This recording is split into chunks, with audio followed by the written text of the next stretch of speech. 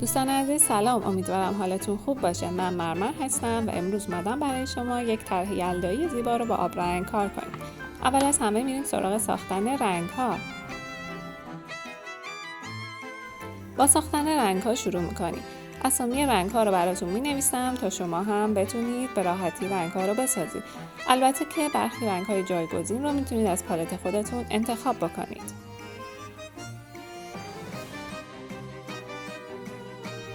ترجیحاً رنگ‌های اولیه رو همیشه غلیظ بسازید.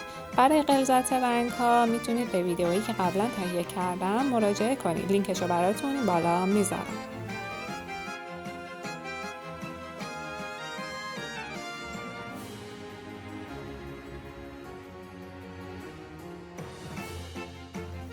خب شروع میکنم به رنگ‌گذاری. از انار شروع میکنم. من روی مقوای خوش دارم کار میکنم، پس رنگ‌های اولیه‌ام رو رقیق میکنم و برای ایجاد حجم رنگی رنگ‌های بعدی و تیره‌تر رو غلیظ‌تر نسبت به رنگ اولم قرار میدم.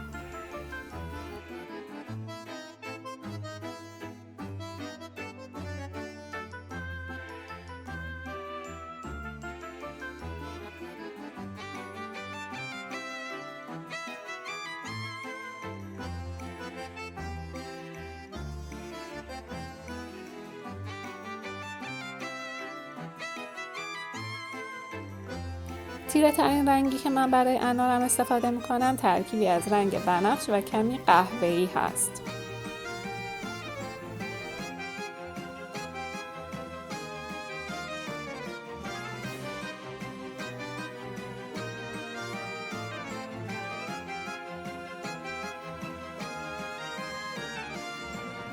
تا جایی کار رنگ‌گذاری رو انجام بدین که مطمئن باشین رد قلموتون روی کار نمیمونه، مگر اینکه شما خودتون بخواین خطوط قلمو دیده بشه.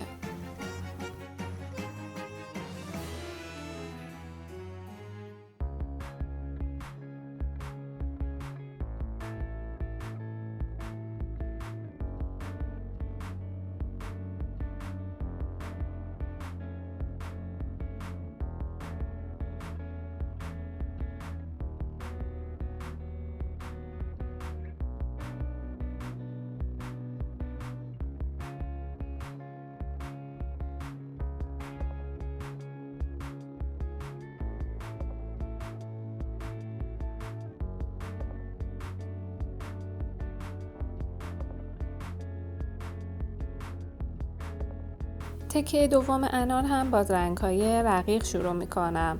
توی این قسمت باید خیلی با دقت رنگ‌گذاری بکنید تا رنگ‌ها با یکدیگر ترکیب نشن.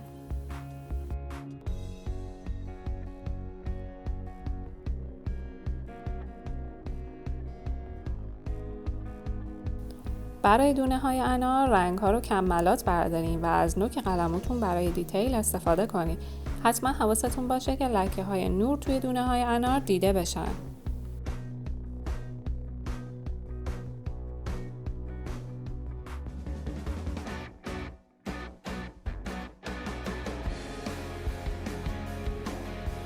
بهتر رنگ‌گذاری رو با فاصله انجام بدید. فضاهای سفید بین دونه‌ها بذارین تا اجازه بدین رنگی که گذاشتین خشک بشه و بعد بتونین دونه کناری رو اجرا بکنین.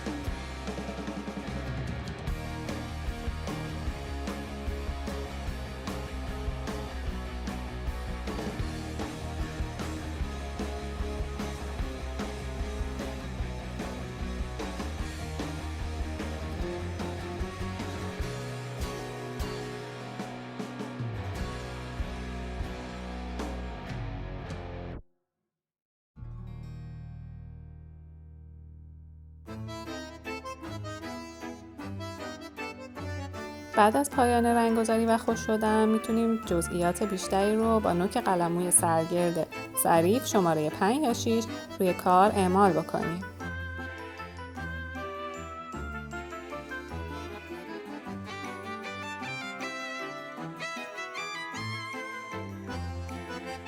میریم سراغ زمینه. برای این کار و یک قلموی شمشیری بزرگ و آب تمیز استفاده میکنم.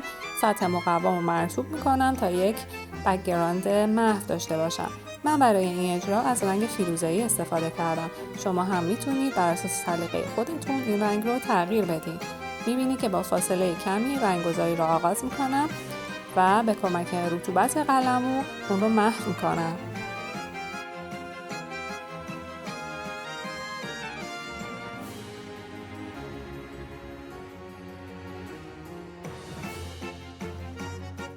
تیکه پایین کارم رو کمی تیره تر اجرا میکنم تا سنگینی بهتری داشته باشه.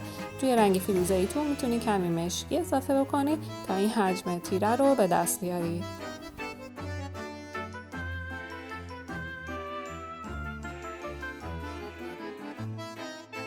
من توی این کار از یک افکت آبرنگی استفاده کردم. به کمک نمک میخوام یک بافت جذاب به کارم بدم. ویدئویی در این زمینه تهیه کردم، لینکش رو میذارم و شما میتونید تکنیک های دیگر رو هم ببینید. این هم نتیجه کار. امیدوارم دوست داشته باشید. یک کارت پستال زیبای یلدایی بسازین و اون رو به دوستای خودتون هدیه بدین. ممنون از اینکه تا پایان ویدئو همراه من بودید.